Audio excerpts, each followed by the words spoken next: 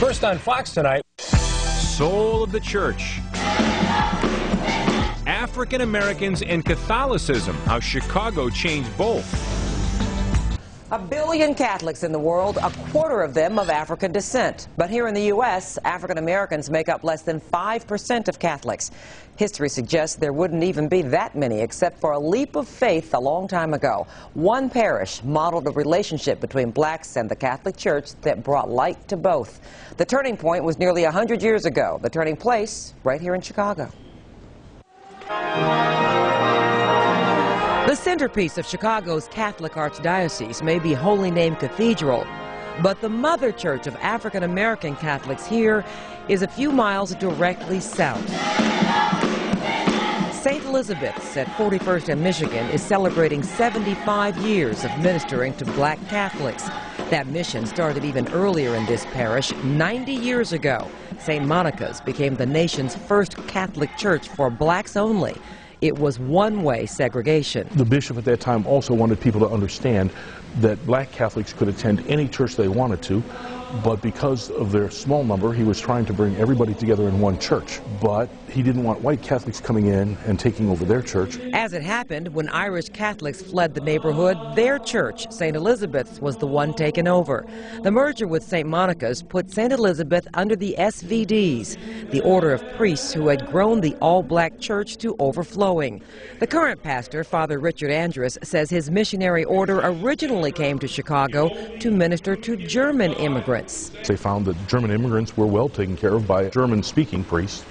And so one of the areas where they found there was a great need was with African Americans. Nobody was working in their community. Mission revised for priests from the Society of the Divine Word, called SVDs for the Latin acronym, since 1918, bringing Catholicism to African Americans. Historians say the priests found ways to make the Catholic traditions more relative to African Americans. Irish folks are going to worship one way, and Germans another way, African Americans another way, Hispanics, Vietnamese. You know, but it's all the same God, the same church. Being foreign-born, the SVD priests did not tend to suffer from the racial prejudice so prevalent here, even in the church. From this parish, they spread the mission nationwide to educate, empower, and evangelize people of African descent. Are you Catholic? No, I'm not. But you have no problem with a Catholic education for your daughter? Not at all. I want her to have a good education. As it is between thousands of Catholic parishes and inner cities, the rich education in a poor neighborhood is certainly part of the bond between St. Elizabeth's and generations of families. For decades, miles of housing projects provided hundreds of prospective students. The children that I grew up with who did not come and get the education that was open to them, many of them are not living right now. Those nuns pushed me. They opened me up and taught me how to educate myself. And I believe that's why the Spirit pushed me back here. Patrick Pender is teaching where he used to be a student. He believes the Catholic Church has more to offer African Americans than just good schools for their children. The Catholic Church is very powerful, and it goes all the way back to antiquity times. And if we don't use that power, if we don't utilize it, if we allow it to not connect with us, then we're cheating ourselves. Father Rick says the church would also be cheated. Perhaps the legacy of his order and St. Elizabeth's has been to show the Catholic faith how unifying faith should be. Look at the spirituality, the authenticity of African worship and African American worship. And there's a history that's there. And so, yes, the church needs that.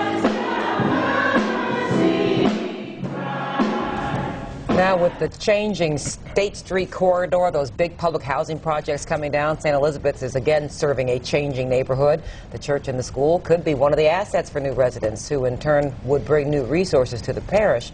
And of course, that's exactly what they need, Mark, because at one time they had 400 students at the school in the mid-'80s, now 250 because those housing projects have come down. And it's a familiar story all across Chicago with a lot of Catholic parishes. Right. They're shrinking and fighting for dollars and people. Well, if they get people that have a little more money moving into the area because it is gentrifying, then they'll be more viable because right now it costs them $3,900 per student to educate per year, but they only charge $2,200, and many can't pay that. Right. So they need to, kind of increase the resources and keep it as a have some full-price students coming. Yeah, exactly.